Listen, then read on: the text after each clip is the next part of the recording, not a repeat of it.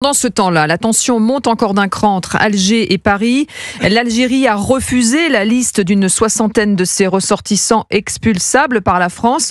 Conséquence, Arthur Delaborde, le ministre de l'Intérieur annonce une riposte graduée. Oui, il prévoit d'actionner plusieurs leviers les uns après les autres. Le premier attendu dans les heures qui viennent, c'est la suspension de l'accord de 2007 dispensant de visa tous les détenteurs d'un passeport diplomatique algérien.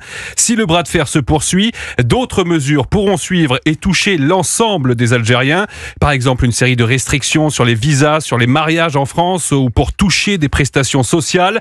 Dans l'entourage de Bruno Retailleau, on explique qu'il ne quittera pas son poste si cette riposte graduée est bien mise en œuvre, alors que Marine Le Pen, Éric Ciotti et même Laurent Wauquiez l'appellent à agir ou à quitter le gouvernement. Le locataire de la place Beauvau peut compter sur le soutien de son collègue de la justice. Gérald Darmanin se dit favorable à la réponse graduée et plaide même pour le rappel immédiat de l'ambassadeur français à Alger. Et au même moment, on apprend que le ministre des Affaires étrangères va participer ce soir à la rupture du jeûne du Ramadan à la Grande Mosquée de Paris. Exactement, Jean-Noël Barrot prendra la parole sur place à 18h30, une présence qui dans le contexte actuel a de quoi surprendre.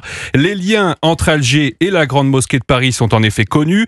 Son recteur Chemseddine Hafiz est notamment réputé proche du président Tebboune. Notons que Bruno Retailleau a lui aussi reçu un carton d'invitation, mais il a préféré décliner. Arthur Delaborde du service politique d'Europe 1.